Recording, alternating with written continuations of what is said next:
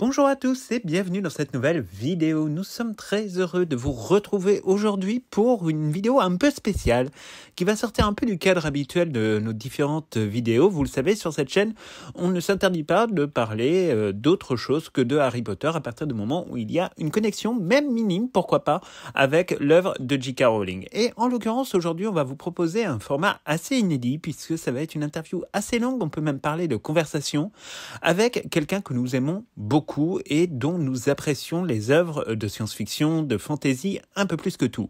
Alors, vous vous dites, interviewer un auteur, écrivain, concept artiste, c'est peut-être quelque chose d'un peu étonnant sur cette chaîne qui parle d'habitude que de choses relatives au Wizarding World et au monde magique de Harry Potter, mais vous allez très vite vous rendre compte que François Barranger, c'est évidemment quelqu'un qui a un rapport avec Harry Potter, puisqu'il a eu l'occasion de travailler sur des concepts artistes absolument magnifiques que vous allez découvrir dans cette vidéo, justement sur un des films Harry Potter, et notamment Harry Potter et les reliques de la mort, pour ce qui concerne la deuxième partie, même si vous savez que les deux films ont été tournés, évidemment, en même temps. Donc nous sommes vraiment très heureux de pouvoir vous proposer ce contenu, parce que François Barranger est un homme que vous allez découvrir, un véritable artiste au sens propre du terme, qui touche véritablement à tout et qui excelle en fait aussi bien dans son domaine de concept artiste que dans son domaine d'écrivain. Et on va essayer dans cette vidéo de pouvoir vous faire découvrir un petit peu un certain nombre déjà de secrets entre guillemets de l'industrie du cinéma, la manière dont fonctionne justement le travail très intéressant de concept artiste, mais on va essayer aussi de vous faire découvrir ses œuvres littéraires. Il y en a un petit peu pour tous les goûts, on va un peu du polar historique jusqu'à la fantasy en passant par la science-fiction. Enfin, vous verrez que ce sont des œuvres qui sont absolument extraordinaires, que nous, on a pris beaucoup de plaisir à découvrir. Et sachez évidemment que nous avions prévu dans cette interview de parler évidemment aussi un petit peu de Harry Potter, ce qui vous dévoilera évidemment quelques coulisses de la production de cette saga. Et on parlera également un petit peu à la marge de la future série télévisée qui arrive prochainement, donc vous le savez, sur HBO Max et donc en France a priori sur Amazon Prime et le pass Warner. Donc pour nous, c'était vraiment un honneur et un plaisir de pouvoir interviewer François Barranger. L'interview est un peu longue, mais nous n'avons pas souhaité la couper outre mesure, dans la mesure où, en fait, vous verrez qu'on apprend beaucoup de choses et qu'on va vous faire rencontrer véritablement un artiste d'exception qui a déjà été nominé pour de nombreux prix d'ailleurs pour différentes œuvres et que vous pouvez retrouver dans toutes les bonnes librairies qui se respectent. Et donc, on sera très heureux évidemment de pouvoir en parler avec vous dans les commentaires et de vous amener à la découverte donc de cet auteur que nous apprécions tout particulièrement et dont le lien avec Harry Potter n'est peut-être pas si anodin, puisque c'est ce qui nous a permis évidemment de découvrir ses œuvres. Donc on vous laisse maintenant avec cette conversation. Donc cher François Barranger, nous sommes très heureux donc, de te rencontrer dans le cadre de la sortie de ton dernier livre, Ars Obscura aux éditions de Noël, que nous avons dévoré passionnément et dont nous attendons avec une impatience absolument pas dissimulée la suite qui doit sortir maintenant dans quelques mois. Septembre. Il nous tarde. Alors, nos auditeurs ne vous connaissent probablement pas, et pourtant, ils devraient, car vous avez travaillé un petit peu sur Harry Potter et les reliques de la mort, comme concept artiste. Alors, la première question qu'on a envie de te poser, c'est comment on se retrouve concept artiste, et quel a été en fait ton parcours, et aussi quels souvenirs tu gardes du travail sur cette saga. Ça fait beaucoup de questions. Comment on se retrouve concept artiste? En fait, quand on est illustrateur, qu'on aime le dessin et qu'on aime le cinéma, c'est presque le travail idéal. C'est-à-dire qu'on peut allier sa passion pour le cinéma et le fait de dessiner pour gagner sa vie, donc c'est absolument parfait. Maintenant, en plus, les opportunités pour les concept artistes, enfin pour les jeunes illustrateurs qui veulent devenir concept artistes sont quand même assez nombreuses, alors que quand moi j'étais plus jeune, c'était quand même plus rare. Donc comment ça s'est fait après concrètement? Ça s'est fait au fil du temps, à des occasions diverses, et notamment quand à une époque je voulais réaliser des films d'animation et j'avais fini par monter un projet avec Luc Besson au début des années 2000 et au moment où lui-même commençait à faire Arthur et les Minimoys. Et donc on devait faire un autre dessin animé ensemble, et dont j'aurais été le réalisateur. Et puis finalement le truc s'est pas fait, comme très souvent au cinéma, il y a 9 projets de films sur 10 qui se font pas. Hein. Je parle de projets aboutis, hein. Je parle pas d'idées simplement. Quoi. Et donc celui-là s'est pas fait, et comme ils avaient besoin de concept artistes sur le Arthur et les Minimoys, je connaissais déjà l'équipe, j'étais sur place, du coup j'ai embrayé naturellement, et en fait concrètement ça a été mon premier job de concept art. Après, j'ai mis ça un peu de côté parce que j'ai fait d'autres trucs. Et puis, j'y suis revenu après sérieusement avec Quantic Dream sur Heavy Rain, le jeu vidéo Heavy Rain. Et c'est là vraiment que j'ai commencé à faire du concept art pour de bon, à plein temps. Et au bout de quelques années, j'ai fini par atterrir chez MPC. Donc MPC, Moving Picture Company, c'est un gros studio de post-production à Londres. Donc post-production, c'est des effets spéciaux. Et qui ont donc une grosse consommation de concept artistes. Et donc quand j'étais sur place, en fait, quand un studio de post-prod comme ça a un pôle de concept artiste, c'est pas pour faire toute la prod d'un film, comme c'est le cas quand on est indépendant et qu'on travaille directement avec un réalisateur, comme je l'ai fait après pour Christophe Gans par exemple, c'est pour faire des interventions ponctuelles en fonction de leurs besoins sur les effets spéciaux de telle ou telle scène. Donc typiquement des films comme Harry Potter, dont on va parler, ou tous les gros films américains, c'est des films sur lesquels il y a tellement d'effets spéciaux qu'ils font appel à 5, 6, parfois 10 sociétés de post-production en parallèle, dont MPC. Et donc, en fonction de chaque scène qu'on leur confie, le studio va avoir besoin de telle ou telle quantité de concept art. Et donc, je passais régulièrement un mois sur un film, 2 semaines sur un autre, parfois une après-midi pour faire un truc, une rustine sur un. Et à un moment donné, donc, on m'a demandé de travailler sur Harry Potter. Et alors je me souviens jamais, mais il me semble qu'à ce moment-là, c'était juste avant la sortie de la première partie des 2 derniers films. Et donc je sais jamais concrètement mon travail, dans quel film il a atterri, je me souviens jamais si c'est dans la partie 2. La partie 2, d'accord. Et en fait, c'était assez marrant parce que c'est évidemment l'énorme licence du moment, et on était quoi en 2008, un truc comme ça. Et donc chez NPC, comme dans toutes les grosses boîtes qui travaillent avec les majors américaines, leur anti c'est les fuites, les leaks. Et donc surtout sur une prod comme ça qui est très attendue, où il y a un énorme enjeu financier, ils veulent surtout pas que ça arrive. Et donc, contrairement d'habitude où un concept artiste, on va lui donner les scénarios, il va s'entretenir avec le réal ou le VFX, etc. Là, c'est pas du tout.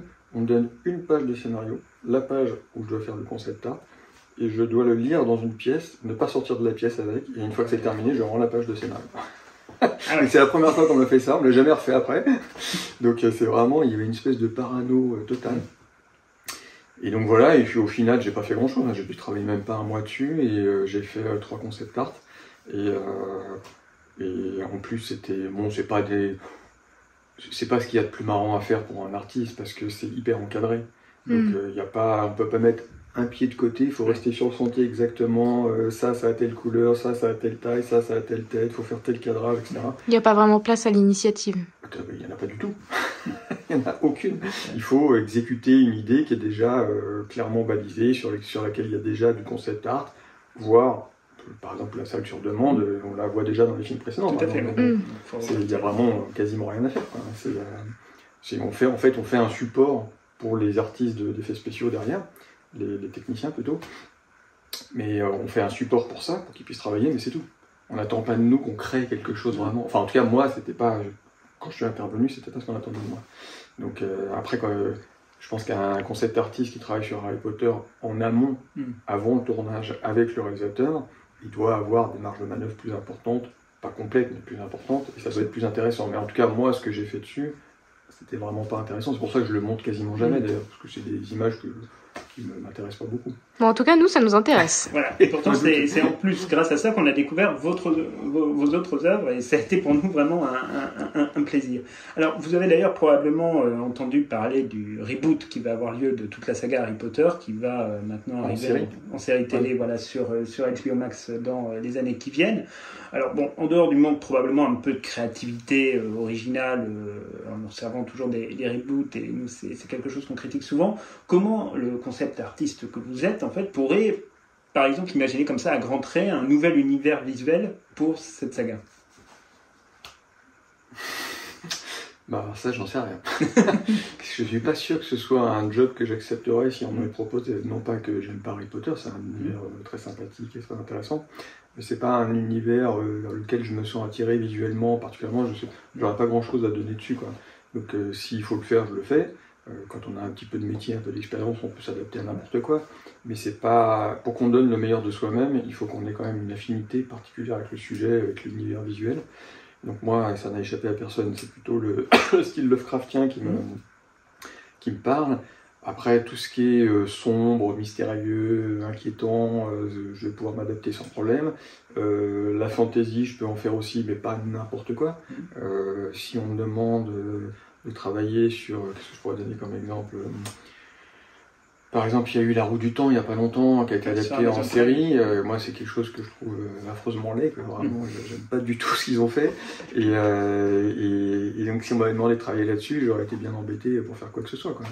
À l'inverse, si on m'avait demandé de travailler sur The Witcher, même si je suis pas un dingue de cette série, il y a quand même des choses qui sont intéressantes visuellement. Donc, c'est plus une question d'affinité, en fait. Donc, si je devais travailler là sur Harry Potter, bah, il faudrait, si vraiment je voulais le faire, déjà, il faudrait que je relise certains bouquins, j'en ai lu qu'un ou deux il y a longtemps, et que je revoie les films, que je m'immerge dedans, qu'il y ait une réflexion avec le réalisateur, ou je sais pas, les producteurs, le chef d'éco, etc., pour trouver comment renouveler la chose. Mais est-ce qu'on peut vraiment renouveler si près de l'original ? Parce que les premiers films, ils ont quoi, 15 ans, un truc comme ça ? Oui, c'est ça, 20 ans pour le premier. C'est comme ce qu'ils ont fait avec Le Seigneur des Anneaux. Oui.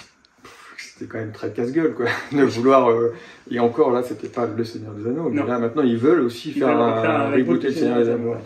Ça n'a aucun sens, quoi.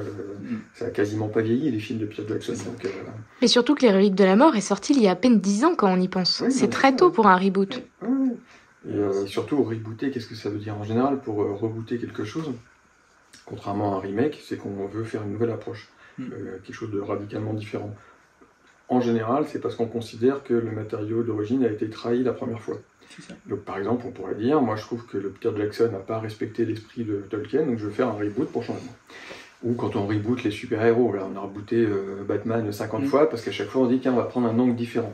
Bon, ça peut justifier tout ça. Mais là, Harry Potter, autant que je sache, je suis pas spécialiste, vous savez mieux que moi, mais ça a été fait quand même en étroite collaboration avec l'autrice originale. En grande partie, oui. Donc, en tout cas sur la plupart des choix artistiques. Voilà, les films n'ont pas trahi, enfin je crois pas, hein, les films aient trahi donc pour faire quoi? Voilà. C'est la vraie question. Oui, l'une des grandes questions qu'on se pose, c'est comment ils vont faire pour travailler l'univers visuel. Est-ce qu'ils vont réutiliser, par exemple, les mêmes artistes, les mêmes concept art Est-ce qu'ils vont changer radicalement? Et c'est vrai que, bon, forcément, vous n'avez pas la réponse, mais c'est compliqué. On va pas se mentir, hein, c'est pour faire de l'argent, c'est tout. On a une licence qui cartonne, qui est toujours très présente dans l'esprit des gens. Créer une nouvelle licence de toute pièce, c'est un risque, n'aime pas prendre des producteurs. Et donc, on va la faciliter en prenant comme ça un bouquin superstar, une série superstar. Ouais, c'est ce qu'on appelle sur notre chaîne la mort de l'imagination. Voilà, la mort de l'imagination, c'est un peu le problème. Alors, tu as travaillé également sur des très grosses licences du jeu vidéo. Tu as parlé d'Heavy Rain, il y a aussi le jeu vidéo The Division sur lequel on a joué pendant des heures pendant les différents confinements. Je n'ai pas travaillé dessus. Moi, souvent, à part des jeux de Quantic Dream sur lesquels j'ai beaucoup travaillé, j'ai travaillé sur les trailers en fait. D'accord. Avec un studio à Los Angeles qui s'appelle Blur, qui est un très gros studio d'images de synthèse. Donc ils étaient très connus pendant longtemps pour faire des cinématiques très impressionnantes techniquement, des pubs, des clips. Et récemment, ils sont passés aussi au cinéma, c'est eux qui ont fait Deadpool et des films comme ça. Donc maintenant, ils commencent quand même plus à se décaler vers le cinéma. Et donc à l'époque, eux, ils faisaient énormément de trailers de lancement. Et donc, quand j'ai bossé sur Dishonored 2, sur The Division, je sais plus, quelques autres comme ça, c'était directement avec Blur pour le trailer spécifiquement. Et en fait, j'ai jamais eu de contact avec l'équipe du jeu. Je ne peux pas dire que j'ai travaillé sur The Division. Ok, mais alors, est-ce que travailler dans l'univers du jeu vidéo, c'est un peu le même travail que dans le monde du cinéma? Ouais, c'est quasiment pareil. C'est quasiment pareil. Ouais, de toute façon, maintenant, les prods de jeux vidéo sont très proches des prods de cinéma. Et bon, il y a quand même un aspect qui reste, spécifique au cinéma, qui est le tournage. Certains aspects du tournage qui sont vraiment spécifiques au cinéma, notamment en décor réel, etc. Bon. Mais plus ça va, plus les deux méthodes de production sont les mêmes. Les postes sont quasiment les mêmes, on a des chefs décorateurs, des chefs op dans le jeu vidéo aussi, même si c'est pas exactement le même nom. On a de la motion capture, un plateau de motion capture, c'est un plateau de tournage, hein, fondamentalement, sauf que les gens sont en collant, c'est tout. Maintenant, dans le cinéma, on commence à utiliser, là j'ai oublié le nom exact, mais le dôme de LED. Qu'utilise Disney pour Mandalorian. Voilà, qui ont commencé sur Mandalorian et depuis ils le mettent partout maintenant, tellement c'est pratique ce truc. Et donc en fait, ce truc-là, ça ressemble à un studio de jeux vidéo, parce que les décors qui sont derrière des acteurs, c'est des décors qui sont généralement en temps réel, sous Unreal. Avec des ordinateurs qui sont derrière la caméra et qui balancent le décor pour qu'ils suivent la parallaxe des acteurs. Donc d'un côté ça se rapproche du jeu vidéo, de l'autre côté ça se rapproche du cinéma. Au final c'est quasiment la même chose maintenant. Même les enjeux sont les mêmes, c'est-à-dire les productions, le budget d'un gros jeu vidéo ça va être 150 millions de dollars, c'est le même budget que les films. Ça, ouais. Et ce que ça rapporte c'est pareil. Donc franchement il n'y a pas de différence quand même. Après, au quotidien, c'est un petit peu différent, parce que le jeu vidéo, c'est surtout dans les grosses boîtes, c'est très organisé, c'est très structuré, c'est quasi militaire. C'est-à-dire que tout le monde a un poste, il y a des postes, des sous-postes, des sous-chefs, des bons. Alors dans le cinéma, quand on est en amont, avant le tournage, c'est quand même un petit peu, ça reste un petit peu artisanal. C'est-à-dire qu'il y a un vrai dialogue qui s'installe avec le réalisateur ou les équipes créatives. Et du coup, il y a quand même c'est plus humain, voilà, c'est plus artisanal, quoi. D'accord.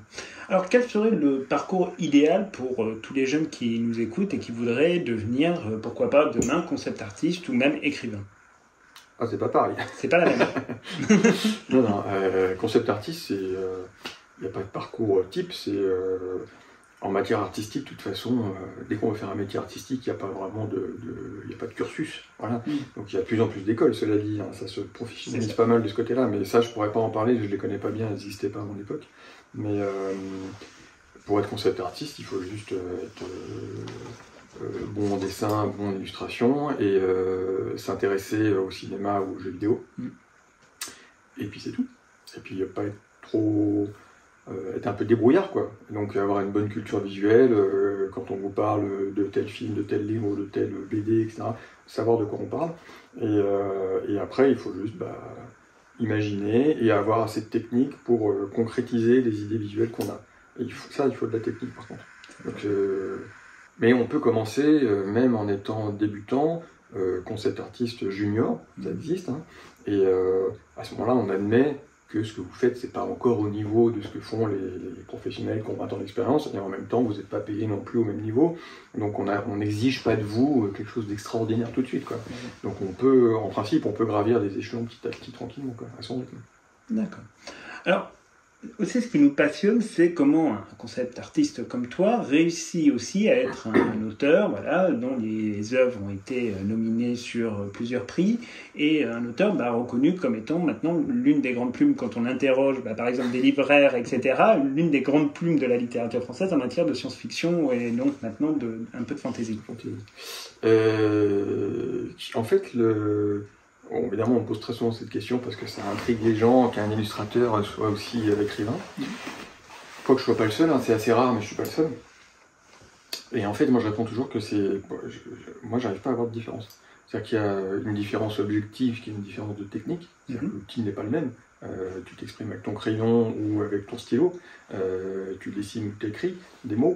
Donc, l'outil n'est pas le même, de toute évidence. Mais par contre, le processus créatif, au point de départ, c'est le même. Tu as des idées, en gros, c'est tout. Tu as des idées d'univers, de personnages, de situations, de musique parfois. Et donc ces idées, il faut qu'elles s'expriment. Donc elles peuvent s'exprimer de plein de manières différentes. Des fois, je fais la même de la musique, j'ai fait un peu de sculpture aussi. Donc, vous avez un vrai touche à tout. En fait, c'est ça un artiste. Après, on finit par se spécialiser parce que il faut bien... si on veut devenir vraiment bon dans un domaine, il faut quand même le pratiquer plus que les autres.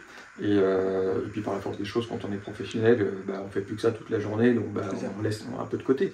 Mais être artiste, c'est s'intéresser à toutes les manières de créer. Et je dis pas que c'est obligatoire, hein. On peut être artiste en faisant qu'une seule chose. Mais souvent, c'est comme ça quand même. Moi, la plupart des artistes que je connais, ils sont comme moi. C'est des gens qui ont un peu touché à tout, qui ont tout essayé. Bon. Et après, on n'est pas bon partout. En général, on est bon dans un truc. Et puis le reste, on est amateur, quoi. Mais donc du coup, au départ, c'est toujours une idée. C'est toujours, tiens, J'aimerais bien écrire une histoire qui mette en scène tel type de personnage dans tel contexte historique. Tiens, j'aimerais bien faire une image où on verrait les montagnes d'une telle manière avec cette lumière que j'ai vue un jour, et puis je pourrais mettre une créature comme ci, comme ça. Bon. Et ça se fait tout seul, sans qu'on ait besoin d'y réfléchir. Ça bouillonne en permanence. Et puis, quand on est jeune, on essaye plein de trucs, et puis un jour, on trouve un moyen d'expression qui est vraiment celui qui nous convient le mieux. Moi, c'était le dessin. Et on creuse. Voilà. Mais n'empêche qu'il y a des choses qui ne peuvent pas sortir par ce moyen d'expression. Donc, raconter une histoire complexe avec des personnages et des interactions, ça, on ne peut pas le faire dans une illustration. Une illustration, c'est une histoire aussi. C'est pour ça que je dis que c'est pareil. Quand on fait une illustration, on se raconte une histoire à soi-même et on essaie de la raconter aux autres. Mais c'est une histoire qui est limitée. C'est une interaction, voilà, tel personnage saute sur un autre avec une épée, bon, bah, ça raconte quelque chose, suivant leurs expressions, leurs costumes, bon. Mais ça reste limité. Donc quand on a envie, comme moi, pendant longtemps, d'écrire des histoires, enfin, d'inventer des histoires plus complexes, il y a un moment où on se dit, comment je pourrais faire autrement que par le dessin? Donc à une époque, c'était le cinéma. Et moi, je suis dingue de cinéma, je voulais être réalisateur. Simplement, réalisateur, c'est vraiment le job tout en haut. C'est-à-dire que beaucoup d'appelés, quasiment pas d'élus.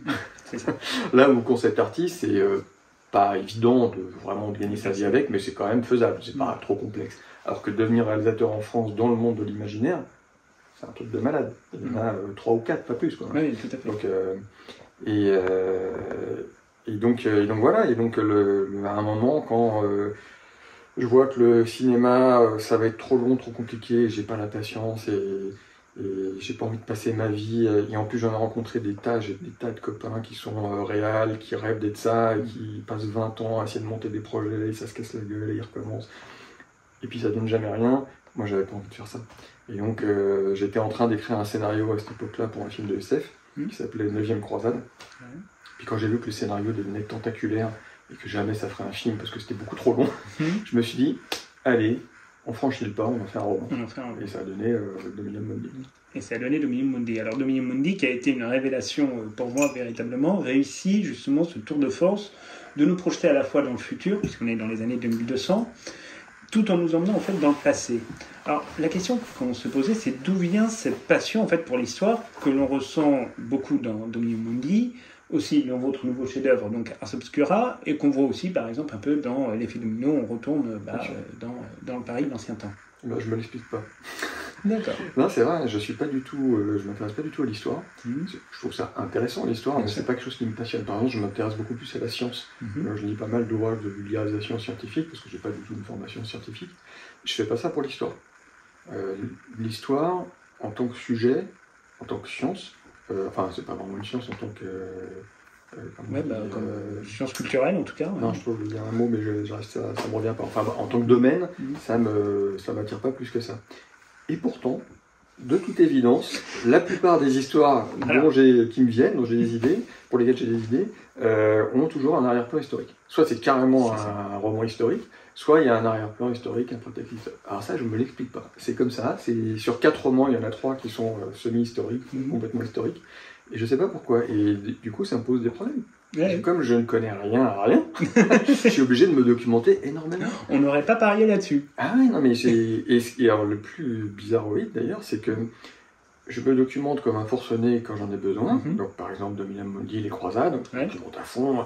Au moment où j'écris, je possède bien mon sujet.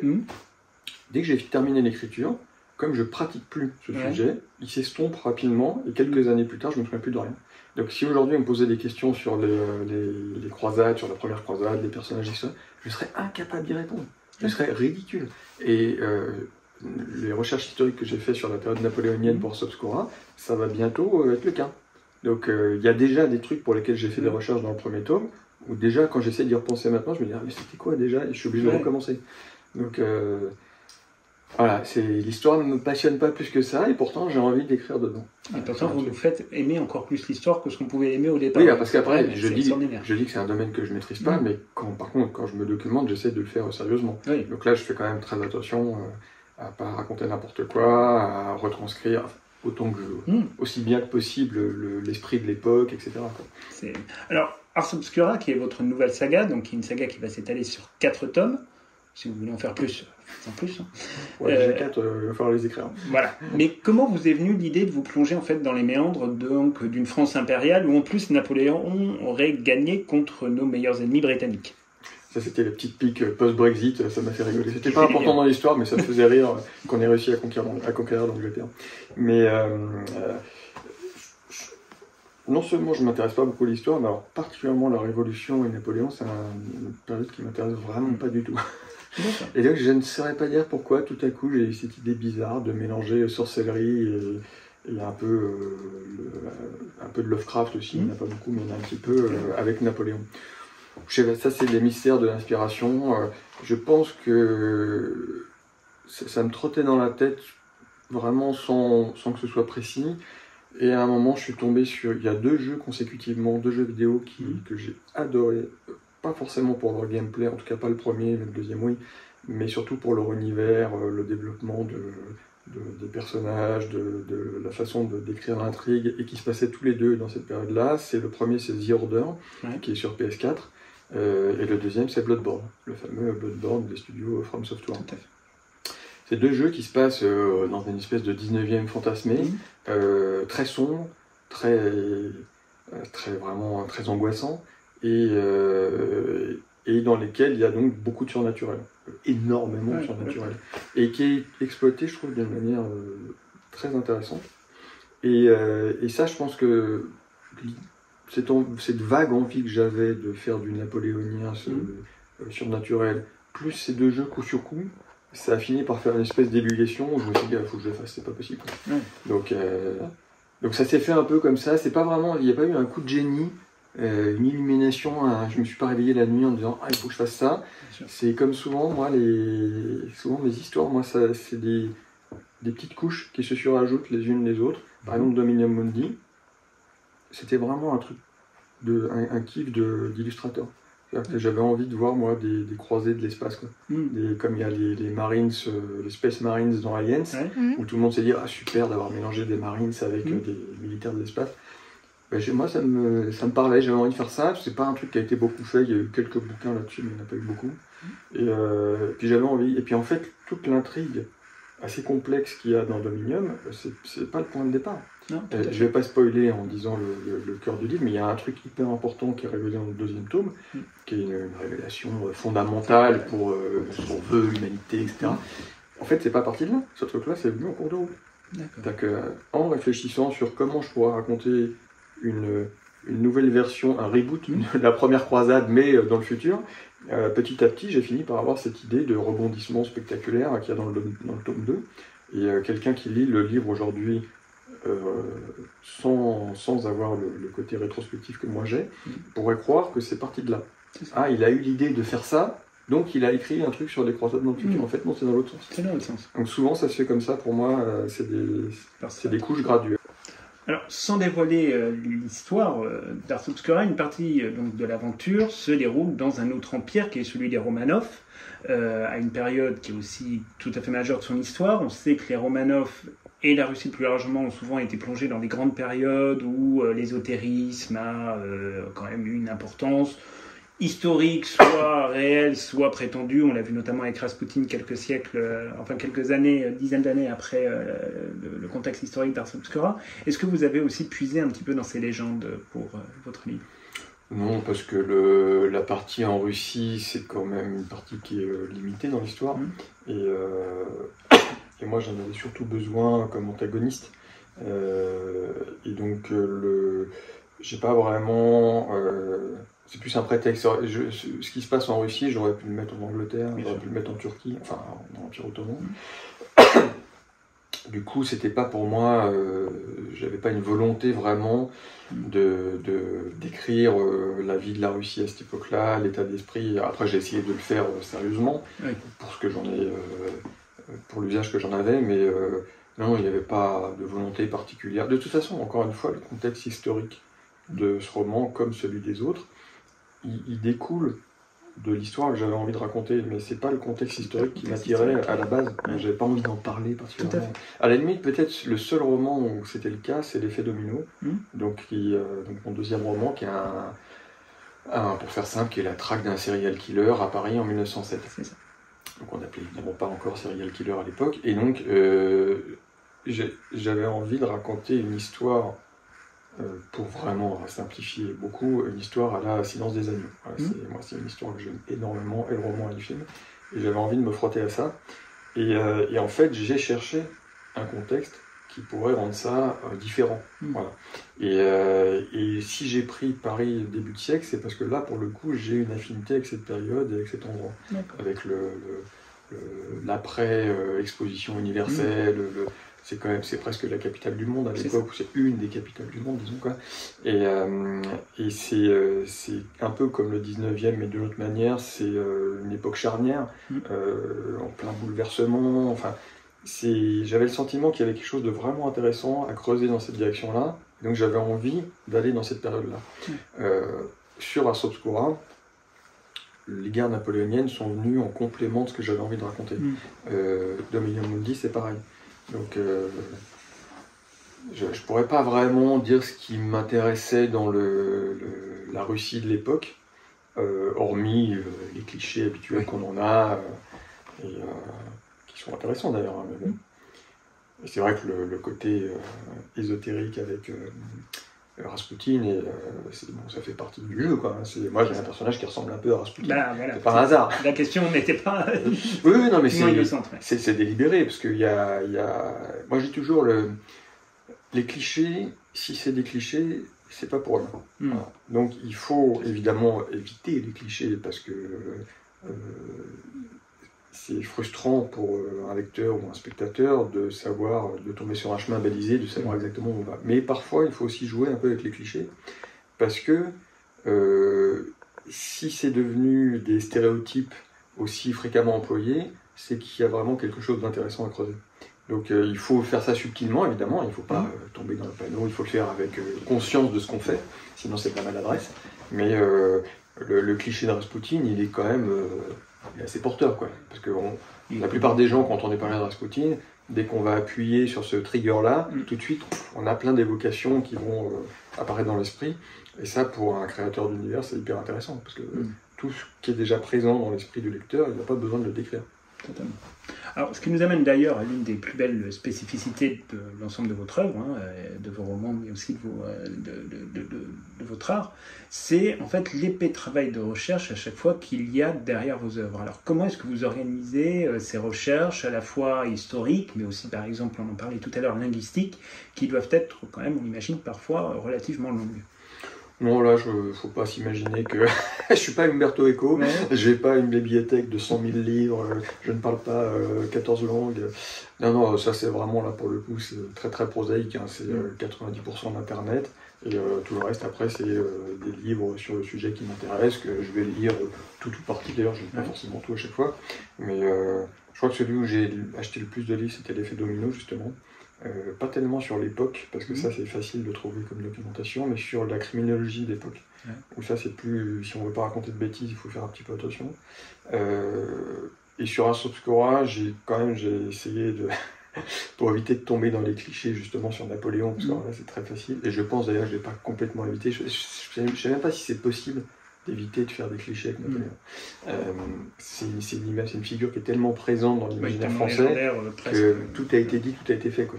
Donc forcément, on va répéter ce qui a déjà été dit, ce qui a déjà été fait. Mais en tout cas, j'ai quand même beaucoup lu sur cette période, et notamment sur la vie de Napoléon, avec des ouvrages qui sont incontournables, comme le Noctula ou des choses comme ça. Et par exemple, sur la langue, j'ai pas du tout la prétention d'écrire exactement comme on écrivait à l'époque. Par contre, je voulais quand même essayer de me rapprocher, notamment dans le dialogue, au mieux, au plus près de ce qu'on pouvait... En fait, l'idéal pour un livre comme ça, moi je trouve, c'est de donner l'impression qu'il a été écrit à l'époque. Donc j'ai fait un truc tout simple, puisque l'écriture c'est de la musique, donc il faut se mettre la musique dans l'oreille, donc j'ai lu des romans de l'époque.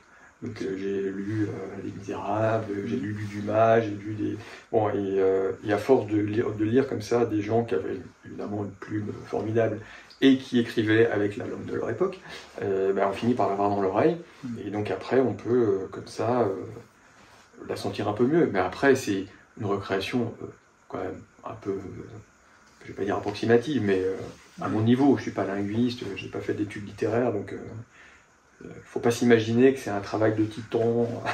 Non, mais dans la littérature française aujourd'hui qu'on voit, ça représente quand même une sacrée différence par rapport à tout un tas d'autres choses qu'on peut lire par ailleurs. Ouais, j'essaie quand même de faire attention à la façon dont je vais m'exprimer à l'écrit. Déjà par respect pour le lecteur, et ensuite, encore une fois, comme c'est des romans la plupart du temps historiques, enfin semi-historiques avec un arrière-plan historique, ce serait anachronique d'utiliser une langue très moderne. Donc, je sais qu'il y a certains auteurs qui font du roman historique, notamment chez les anglo-saxons, qui sont très grand public et qui essayent d'écrire de manière très simple. Moi, je suis pas dingue de ça. Après, ça peut être intéressant. Par exemple, Ken Follett, qui est un très bon écrivain, moi j'aime beaucoup Ken Follett, quand il écrit Des piliers de la Terre, donc qui se passe en l'an 1000, on n'a pas l'impression de lire un truc qui a été écrit en l'an 1000. Bon, il fait pas non plus, ça ressemble pas à du thriller, parce qu'il a fait du thriller, ça ressemble pas non plus à du thriller, mais il cherche pas à avoir une langue très recherchée. L'extrême inverse, c'est Fortune de France de Robert Merle. Pour moi, c'est le plus grand écrivain français. J'adore Robert Merle, je suis fan de ce qu'il faisait. Et donc tout le monde le connaît pour L'Île, Malville, Un animal de raison, enfin des romans qui sont quasiment de la SF pour l'époque.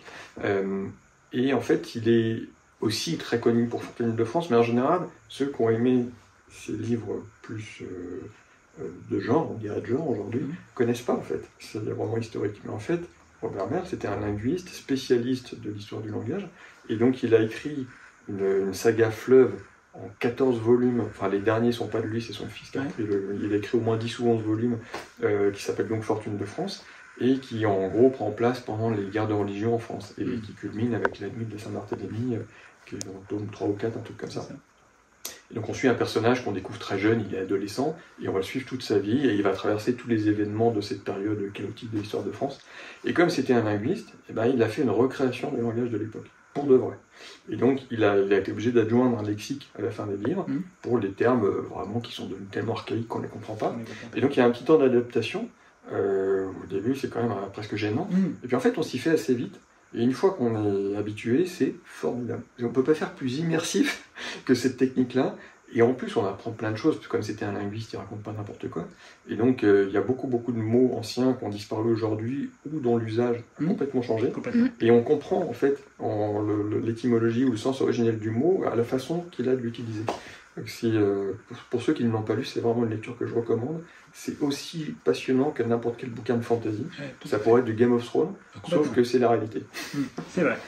Alors, le personnage central d'Ars Obscura est un personnage qui est quand même un peu cabossé par la vie, c'est le moins qu'on puisse dire, mais qui relève en fait dans ce premier tome déjà de nombreux défis avec un certain esprit chevaleresque. Combien de temps vous faut-il en fait pour imaginer vos personnages qui vont évoluer sur des centaines de pages, comme c'était par exemple le cas pour Tancred de Tarente dans Demiurge?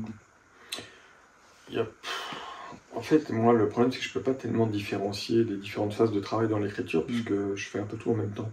Donc, c'est une émulsion qui monte petit à petit. Ça vient peut-être du fait que je suis un peu amateur en écriture. C'est-à-dire que moi, je suis un professionnel de l'illustration. Donc là, j'ai des techniques que j'ai appris à l'école, donc je n'en vois pas forcément, mais je les connais en tout cas. Et je sais comment il faut faire pour monter une perspective. Si on veut peindre, je sais qu'il faut commencer par telle partie, puis par telle autre, etc. En écriture, moi, je suis plus un intuitif. J'ai pas fait un bac littéraire, je me suis mis à l'écriture assez tard. Mon premier roman, je l'ai publié à 40 ans. Donc chez moi, c'est assez intuitif l'écriture. Et même, je vais vous dire un truc, je vais vous faire un coming out, je suis nul en grammaire.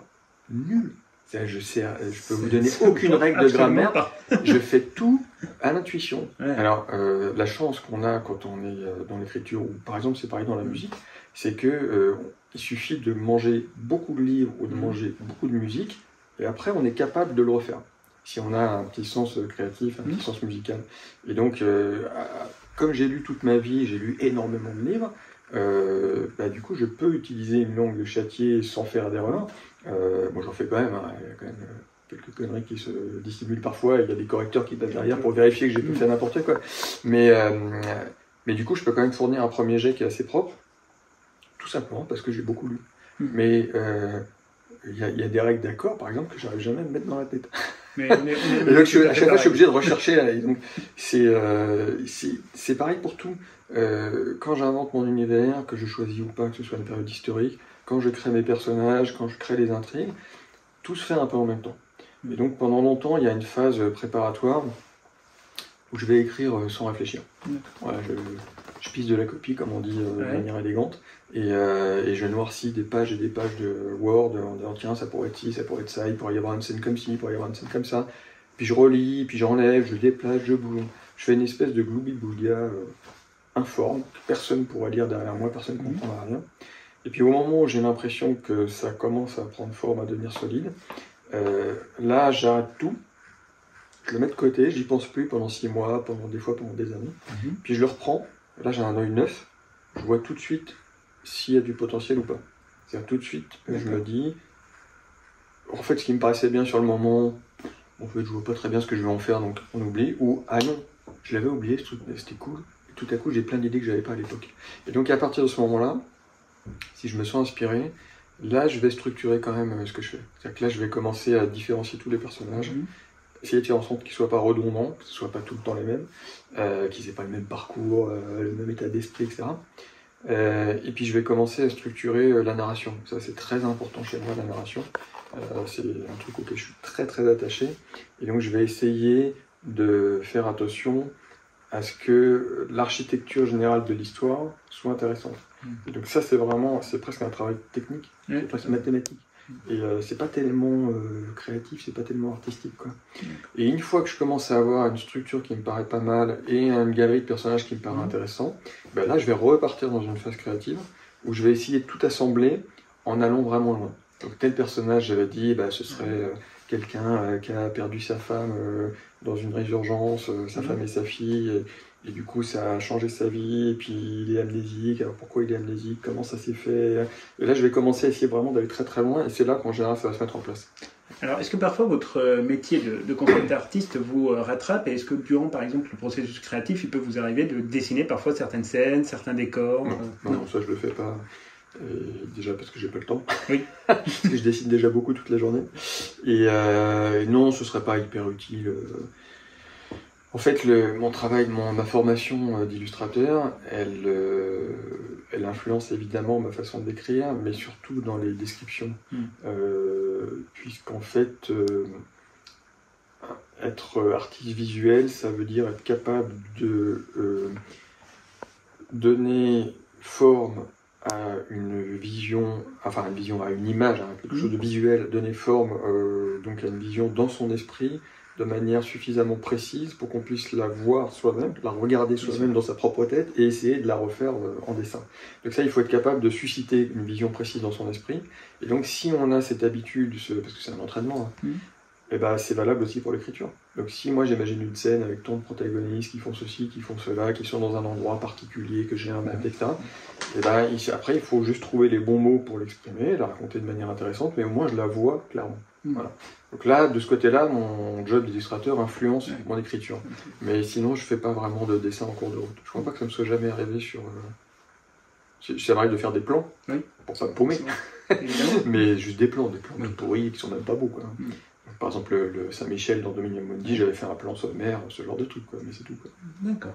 Alors, vous évoluez beaucoup dans les registres de la science-fiction et de la fantasy. Est-ce que vous imaginez, par exemple, d'explorer d'autres styles littéraires dans le futur? Tout est possible, puisqu'en fait, j'ai pas un domaine de prédilection. En fait, moi, j'aime tout. Et en général, je suis atteint du syndrome qui veut qu'on trouve toujours l'herbe plus verte dans le pré du voisin. Et donc, quand j'écris de la science-fiction, j'ai qu'une envie, c'est d'écrire du thriller historique. J'écris du thriller historique, j'ai envie d'écrire de l'aventure contemporaine, donc c'est épuisant. Pendant l'aventure contemporaine, je me dis, tiens, j'écrirais bien de la fantaisie napoléonienne, et j'ai toujours envie de ce que je suis pas en train de faire. Et donc le prochain, je ne sais pas du tout ce que ça sera. Peut-être à niveau de la science-fiction, j'avoue que je ne sais pas. Mais ça, il y a vraiment deux types d'écrivains pour ça. Il y a ceux qui choisissent un filon, enfin pas un filon, une voie, et la creusent et l'explorent jusqu'au bout. Et c'est tout à fait respectable. Et puis ceux qui changent à chaque fois. Donc moi, un de mes écrivains préférés, c'est Dan Simmons, qui est américain, et qui est vraiment... de toute évidence affligé du même mal que moi, puisqu'il change de registre à chaque bouquin. Tous ces bouquins sont complètement différents. Et il y a de la SF, il y a du polar contemporain, il y a du surnaturel, il y a de l'horreur, il y a de l'historique avec Drood et The Terror. Il y a tout, il fait tout merveilleusement bien. C'est assez énervant ce type. Donc voilà. Vous en tirez quand même pas mal. Quand on lit Dominum Mundi, quand on lit Ars Obscura ou même Tepuis, et qu'on referme le livre, bon, la première chose qu'on fait déjà, c'est conclure parce qu'on veut la suite ou on attend le prochain. Mais surtout, on se demande si un jour, par exemple, on aura la possibilité de découvrir, pourquoi pas, une éventuelle adaptation de vos best-sellers, que ce soit au cinéma, que ce soit en télévision, ou pourquoi pas aussi en roman graphique. Moi, je serais ravi qu'on fasse une série ou un film sur mes livres, mais je ne suis pas le seul. Hein. À peu près 100% des auteurs seraient ravis que ça leur arrive. Non, là, c'est encore pire que ce que je disais tout à l'heure, beaucoup d'appelés et très peu d'élus. Même avant d'arriver au stade d'un film, d'une série, il y a un stade qui est moins dur à atteindre, mais qui est déjà quasiment inatteignable pour nous, pauvres petits écrivains français, c'est la traduction en anglais. Oui. La traduction en anglais, c'est évidemment quel auteur en veut, parce que c'est ça qui ouvre les portes de l'international. Toutes les autres traductions sont bonnes aussi, hein. Mais évidemment celle qui est anglaise fait foi, hein, c'est celle qui entérine le fait que le livre a eu du succès et a été remarqué. Bon, ben ça c'est rarissime dans l'imaginaire français.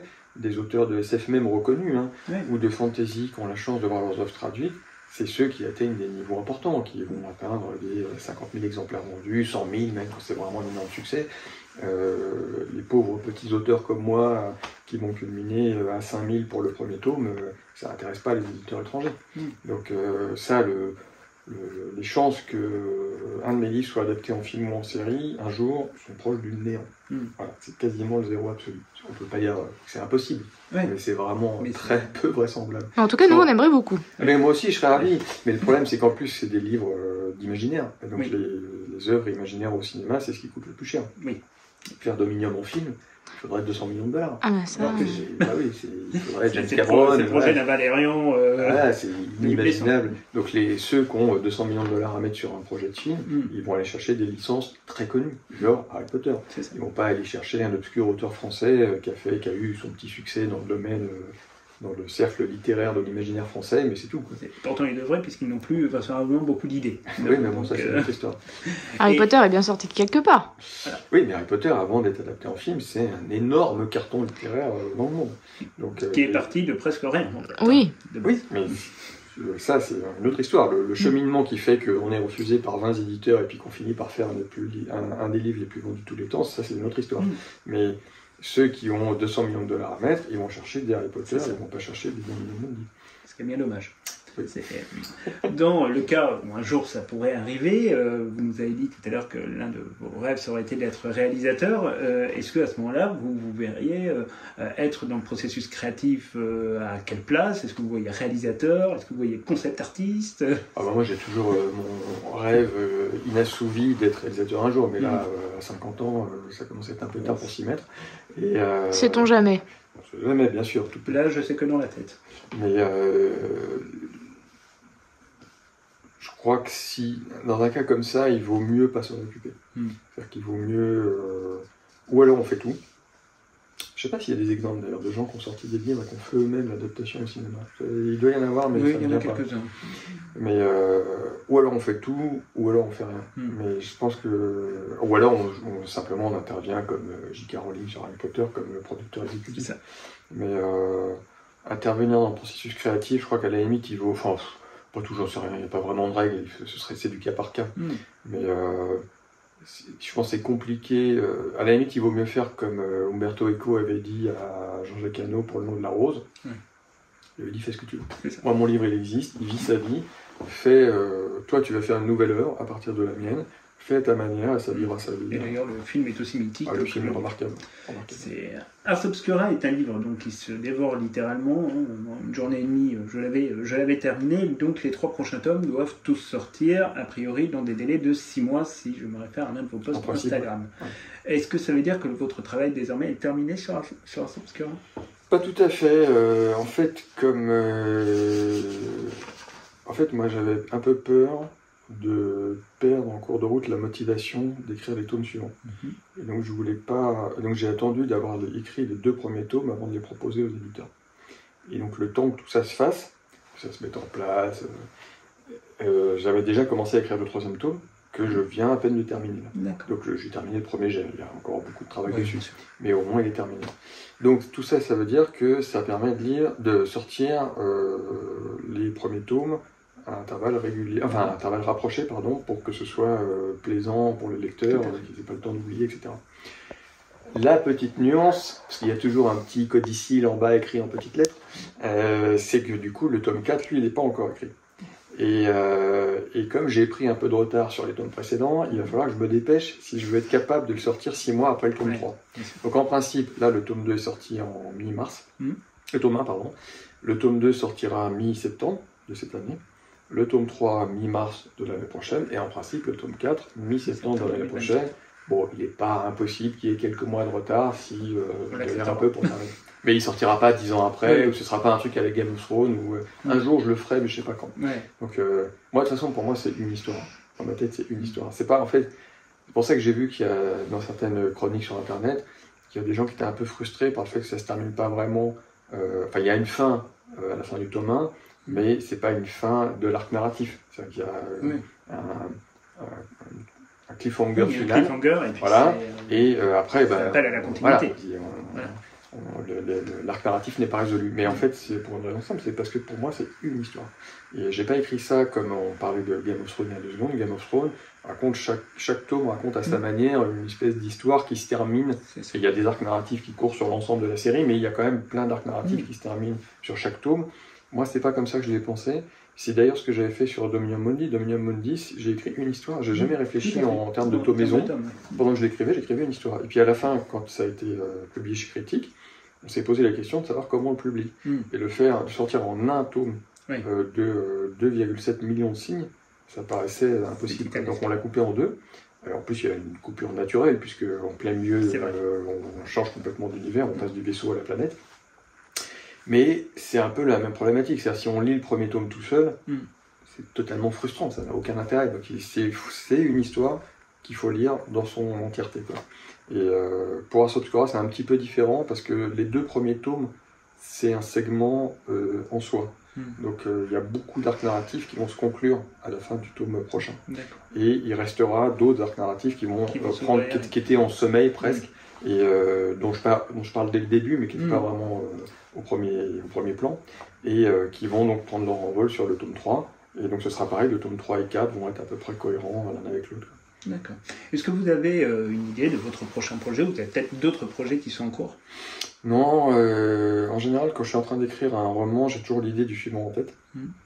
Là, c'est pas le cas sur celui-là. Donc j'ai des vagues envies. Je sais que j'aimerais bien faire un roman cyberpunk un jour. Le problème, c'est que j'ai pas d'idée. J'aimerais bien faire du cyberpunk, mais à chaque fois que j'ai essayé de creuser et de chercher une idée, je tombais que sur des clichés, des trucs vraiment pas intéressants, donc j'ai laissé tomber à chaque fois. Et il n'est pas exclu que je tente d'écrire un truc cyberpunk. On recommence, que je tente d'écrire un truc steampunk, il y a punk aussi dedans, plutôt après Ars Obscura. J'ai des petits trucs qui me trottent un peu dans la tête, mais là c'est vraiment 10 fois trop tôt pour en parler, parce que même moi, c'est flou dans mon esprit. Donc, Alors pour en revenir à Ars Obscura, si vous aviez un argument pour pousser nos auditeurs à se précipiter dans la première librairie qui passe. Waouh, alors ça c'est le truc qu'il ne faut pas me demander. S'il y a bien un truc que je ne sais pas faire, c'est résumer mes livres, vendre mes livres. Donc pour moi, le cas de vers, c'est quand je vais à la réunion des représentants chez l'éditeur et qu'on me dit « Présente ton livre, raconte ton livre, dis pourquoi il est bien ». Alors ça, je ne sais jamais comment faire. En fait, pour un auteur, résumer un livre, c'est difficile, parce que s'il m'a fallu 500 pages pour raconter l'histoire, c'est que je ne peux pas la raconter autrement. Donc, c'est soit, si je commence à essayer de résumer le livre, en fait, ça va durer une demi-heure. Je me connais. Je vais commencer à dire « Ah oui, puis j'ai pas pensé à vous dire ça, puis il faut que je parle de ça aussi ».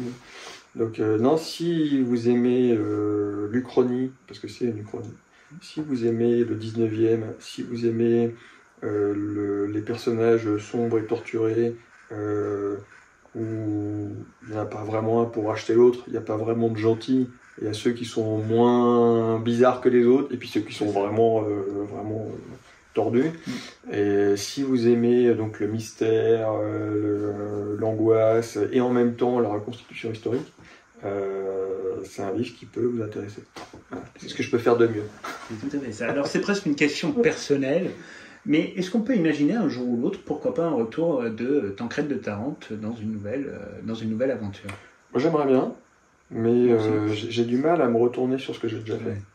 Et j'ai jamais relu aucun de mes romans. Donc Dominium, ça fait 10 ans qu'il était publié, j'ai jamais relu. Et des fois j'ai des idées. Des fois il y a des trucs, je me dis tiens, ce serait marrant d'écrire une deuxième partie avec telle idée, etc. Le problème c'est qu'il suffit pas d'avoir eu une idée, il faut tenir 1000 pages. C'est ça. Voilà. Alors si j'écrivais une nouvelle, un Dominium 2 qui fait la moitié du 1, ce serait bizarre. Il faut qu'il soit quand même à peu près aussi gros. Et là, il faut quand même... sur Dominium, j'avais beaucoup de choses à dire. J'avais plein d'idées, plein de personnages. C'est une véritable œuvre. Voilà. Oui, c'est un gros machin. En fait, c'est le truc du débutant qui veut pas se brider, qui réfléchit pas. Et c'est tant mieux, c'est comme ça qu'il faut faire. Je l'ai fait pour moi, sans jamais me poser de questions de la publiabilité, pardon pour le barbarisme. Et c'est peut-être ça qui a plu aux gens. Il y a une espèce de sincérité, ça sort tout seul, quoi. Ah ben, c'est incroyable. Et donc, si je voulais faire une deuxième partie, il faudrait quand même que j'ai vraiment de la matière. Donc je sais que j'ai une idée qui me trotte dans la tête de contexte, de trame générale qui pourrait être marrante, mais est-ce que je vais pouvoir en tirer vraiment quelque chose d'intéressant? Je sais pas quoi. Mais non, ce que j'aimerais faire par contre, mais ça c'est pareil, il faut le temps pour le faire, c'est faire une version relue et corrigée. Comme ça se fait souvent pour les premiers romans, où là, notamment la première partie, on sent que c'est un premier roman, quoi. C'est un peu, en termes de style, c'est propre, mais c'est pas bon. Vous êtes un peu dur. Non, ça s'améliore. En fait, c'est comme le disait mon éditeur, je suis devenu écrivain en écrivant Dominium Mundi. Donc, quand j'ai commencé, c'était quand même assez amateur. Et 2,7 millions de signes plus tard, j'étais devenu écrivain. Et donc la fin est mieux écrite que le début. C'est d'ailleurs, j'ai repris. Quand j'ai terminé, j'ai repris le début pour quand même, parce qu'il y avait des choses à améliorer quand même. Mais je pense que ça m'est arrivé de parcourir quelques passages pour revoir un peu mon style de l'époque. Et je me dis ça gagnerait quand même à être un peu amendé, pas entièrement réécrit, mais un peu amendé. Ça se fait, des versions revues et corrigées, ça se fait souvent. Il y a même des très grands auteurs de faire moi, Flaubert, et des gens comme ça, à passer leur temps à réécrire leurs œuvres. Donc ça, je pense que je le ferai un jour. Une suite, j'aimerais bien, mais c'est pas sûr. C'est pas sûr. Bon, on va prier. Alors, question traditionnelle que nous posons à tous nos invités à la fin de nos vidéos, c'est qu'est-ce qu'on peut te souhaiter professionnellement pour les années à venir? De l'inspiration. C'est notamment dans l'écriture, c'est quand même ce qu'il y a de plus difficile à saisir. Dans la partie illustration, pour ce que je fais en ce moment, donc je fais du Lovecraft illustré, je m'appuie sur un matériau qui existe, et donc c'est lui qui nourrit mon imaginaire, et il faut quand même une forme d'inspiration, mais c'est pas la même chose. Écrire un roman, surtout un gros machin comme Ars Obscura, c'est vraiment un énorme boulot. Je crois que les gens ne se rendent pas compte de la masse de travail que ça représente. C'est colossal. En amont, en préparation, je parle même pas en documentation, je parle en préparation de l'écriture. Et après, la rédaction pure et simple, c'est un énorme bout. C'est un truc de malade. Et donc, ça, il faut, pour avoir au quotidien, tout le temps, des idées, à chaque fois qu'on écrit une nouvelle scène, se dire, bon, celle-là, elle va se passer où? Dans quel contexte? On va la voir par quel personnage? Qu'est-ce que je peux faire pour qu'elle ne ressemble pas à la précédente? Et ça, c'est tout le temps, tous les jours, il faut trouver des idées. Et par moments, on est sec, quoi. Par moments, on n'y arrive plus, quoi. Et donc, et là, je le vois bien, ce que j'ai dit tout à l'heure, c'est bien le signe de ça, c'est que chaque roman que j'ai écrit jusqu'à présent, je savais toujours ce que j'allais écrire après. Je commençais déjà à y réfléchir, j'avais déjà un synopsis que j'ai... Là, rien. Donc, est-ce que ça veut dire que j'arrive au bout de mes idées, ou est-ce que c'est juste une période, j'en sais rien, mais l'inspiration, c'est un truc qui, quand même, c'est assez mystérieux, quoi. C'est assez difficile. Parfois ça part, parfois ça revient. Voilà. Il y a un film assez marrant là-dessus, c'est Kiki, la petite sorcière, de Miyazaki. Tout à fait. Où, en fait, c'est un film que j'ai vu, je ne sais plus si je l'ai vu quand il est sorti, mais enfin, il y a assez longtemps, et puis je l'ai revu après, et en fait, j'ai réalisé que ça parlait de ça. C'est en fait, Kiki, c'est donc une petite sorcière, une petite fille, qui a un don héréditaire pour faire de la magie. Et un jour, elle le perd. Et même, par exemple, elle comprend son chat, elle peut parler avec son chat, et tout à coup, elle ne le comprend plus. Et alors, je me souviens plus très bien du film, mais de mémoire, elle va dans la forêt, elle fait une espèce de... pour se retrouver elle-même, elle va rencontrer une vieille magicienne, ou je sais plus quoi, qui commence à lui parler, etc. Et puis elle finit par retrouver ses talents magiques. Et en fait, tout à coup, ça m'a frappé. Je me suis dit, mais en fait, Miyazaki, là, il parle de l'inspiration. C'est vraiment, c'est une espèce de truc que tu contrôles pas vraiment, tu sais pas pourquoi tu l'as. Et puis tout à coup, un jour, il t'échappe, et là, tu es en panique. Et puis il va revenir, on ne sait pas pourquoi, ou il va peut-être pas revenir d'ailleurs, peut-être que des gens ne le retrouvent jamais, mais c'est assez mystérieux, et c'est aussi ça qui fait le charme de la chose. Là, je ne veux pas faire du romantisme à 2,50 €, mais il y a quand même un... C'est pour ça que moi, ceux qui me suivent sur les réseaux sociaux le voient, je m'engage beaucoup contre les IA appliquées dans l'art. Vous soutient énormément dans ce combat. Ouais. Et c'est justement, c'est une des raisons pour lesquelles moi ça me chagrine cette histoire, c'est parce que c'est en grande partie, la beauté de l'art vient en grande partie de ça, de cette espèce de sentiment d'ineffable. Je verse surtout pas dans le mysticisme ni rien, moi je suis quelqu'un de très prosaïque, très pragmatique, mais n'empêche que l'art, c'est un truc particulier. Et ça, il ne faut pas le perdre. Donc revoyez Kiki la petite sorcière, ça parle de ça, et de manière très mignonne, je trouve. Chloé adore ces films-là, donc tout à fait. Se les refaire. Merci beaucoup pour cette interview très riche. Je t'en prie. On va même qu'on va même mettre, non pas sous le terme d'interview, mais presque de conversation, parce que c'est une vraie conversation, en fait, avec un artiste dans tous les sens du terme. Donc merci 1000 fois, et donc rendez-vous à nos lecteurs donc, pour la mi-septembre, pour découvrir donc le second tome de la saga Ars Obscura. J'y compte bien. Merci beaucoup.